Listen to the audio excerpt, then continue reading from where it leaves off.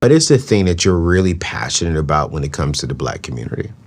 What I'm very passionate about is like Black love. Yeah. Because I feel like that's the foundation of any chance that we have of survival. Okay. And us respecting ourselves. Respect is like, it's such a key component that I feel like we have gotten far away from. Yeah. Because we've labeled anything that resembles couth and decorum as like white supremacy or adhering to Eurocentric standards. Apparently, if I want to look good and I care about the way I'm presented to the world, I'm trying to look better for white people. That's what I was told. What? That's what someone told me as a response to the video, that I'm whitewashed and, you know, I'm trying to make Black people adhere to respectability politics, which is a phrase that I can't stand, mind you. I feel like when people say that, that's just an excuse for them to be raggedy. Like, I want to come out looking any kind of way and I don't want nobody to say nothing to me about it. Yeah, I like it. Let's go back to Erica, 10 years old, 5 years old. Where did your love for Black love, where did your love and your passion for this message come from? It was just something that I saw and experienced. Okay. And I feel like I talk about my parents a lot because, you know, they're the foundation of everything that I am. Okay. And so seeing that, having that as my upbringing and knowing that I was afforded different resources and things that people don't have because they might not have had a similar upbringing to mine, it just made me realize how blessed and fortunate I was, you know, and I felt like this is something that we could all benefit from. Like, what if every Black child grew up with a father that protected and loved them and a mother that nurtured them? And when they had gifts in them, and things that they wanted to cultivate, their family actually had the resources to get behind that. Like, what if that was the possibility? So when I'm talking from that perspective, because people think that like, oh, I'm smart, or, you know, I mean, I put my words together well or whatever. All this came from my upbringing. I don't think I have to be an anomaly. You know what I'm saying? Yeah. There could be more people that have the resources to become better versions of themselves, but they just didn't have that growing up, because our households are out of order. And so that's why your message, which I'm like, we're going to talk about this today. Right. I think it's so needed. You're saying, well, listen, Black love is needed because you wouldn't be where you are without Black love. I would not. Having both my parents in the household, I feel like was a cheat code. I feel like I had an advantage in life because of that, you know?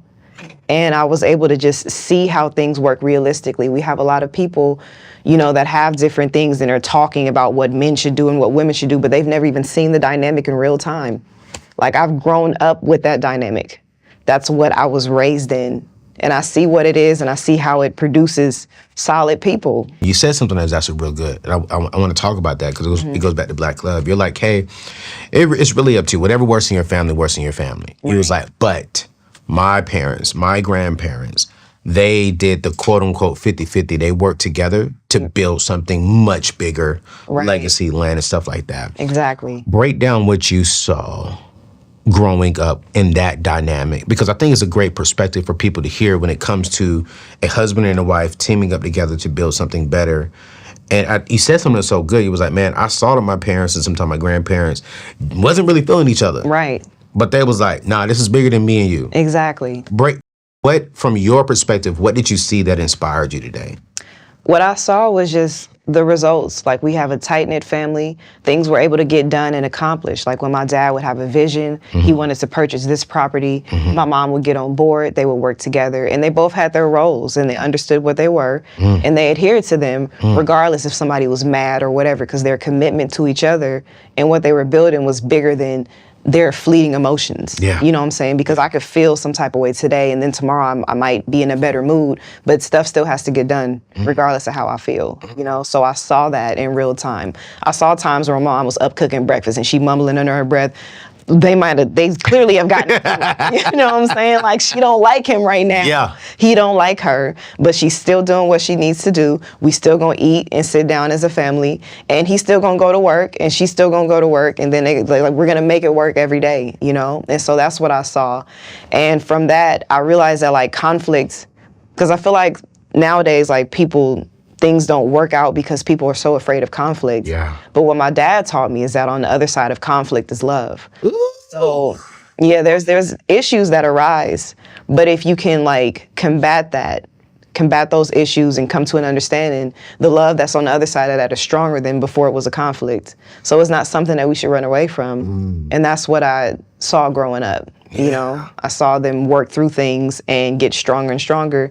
And I saw the result of it. Now they have property, they have acres of land, you know, that they've... It's the acres of land for me, though. Yeah, now that's what it is. And like, that's not something they had before. It's not like someone passed that down to them. But because they thug it out and they stuck together and were committed to each other, now generational wealth is a thing that exists in my family. Wow. You know?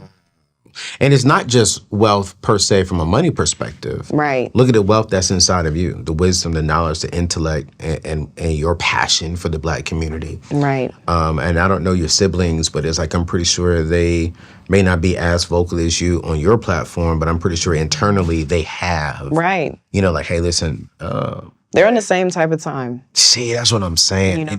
Do you feel as if our generation has...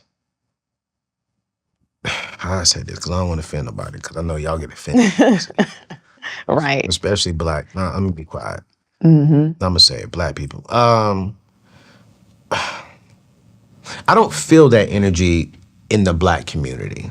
Yeah. I don't feel like, hey, let's all come together. Let's love each other. Let's support each other. Let's rock with each other. I'm not saying that there's not any. I know a lot of people in it, but when I look at the culture, I don't feel that way. And you know what, to be honest with you, if I be honest on my own show, because I hate capping.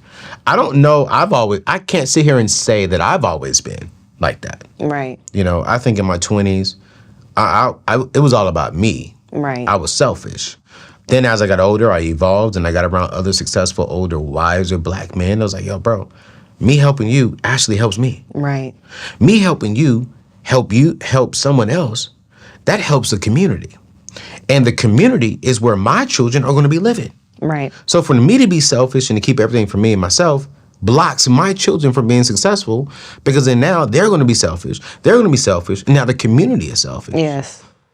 And it was so funny. I think it was last year. It was mid part of last year, man. Putting myself out. You said something earlier. About, which is so good, about the Black love, and we got to respect ourselves. I was talking to a young lady, I just met her, and we were talking for a while. And she mentioned her boyfriend about a month later after we started talking. And and she was a good-looking woman. I don't know if you've seen my show before, right? But I have the brains, the Bible, and a booty. Like that's what I like, right? Okay. And a Black woman. It's like the B. She got to be Black. She got to love the Lord, Bible. She got to have the brains, intellect, and she got to have a little body, a little booty on her. That's my thing. And she had all four. I was like, yes, Lord. Yes, Lord. Yes, Lord. But then when she mentioned she had a man, I was like, wait, what? Right. And the 20-year-old mindset, I'm like, I don't care. Y'all ain't married. Yeah. But then the mature mindset, still flawed, but the mature and evolved mindset was, nah, man, I'm not going to do that to my Black brother. Right. I'm not going to mess up another Black man's heart. I'm not going to sit here and create issues with another Black man. She's like, but we're just, I mean, yeah, we're in a relationship, but it's da-da-da. I'm like, nah, sis. I literally called her sis on the phone when I was trying to holler. Like, it literally flipped quick, because I think when we can respect ourselves and respect other people, right, then yeah, I'm going to rock with it. Now, if she just would have been dating a guy, I would have dated. But when she said I'm in a relationship with this man, right, I can't mess up another Black man's home. Black love. How do we, because you're very big on this, how do we have not boundaries, but standards for ourselves? Having standards for yourself just comes from principles. So like, if a person has never sat down and thought about their core principles, then they need to. Yeah. You know, because your principles helps you to be more disciplined, and it makes you a disciple to your own word, to your own word and the things that you say for yourself. So for me, like one of my main core principles is keeping my word. Okay. If I say I'm going to do something, I'm going to do it. Okay. And so because of that, like it permeates everything that I do, like how I move throughout life. You know? So I feel like it starts with having that, like establishing some principles for yourself and then adhering to those principles. And that's how like the respect starts. But keeping the word is like one of the main things. If you can keep your word to yourself and other people, then you're already miles ahead, and you're not going to be doing crazy, disrespectful things, you know?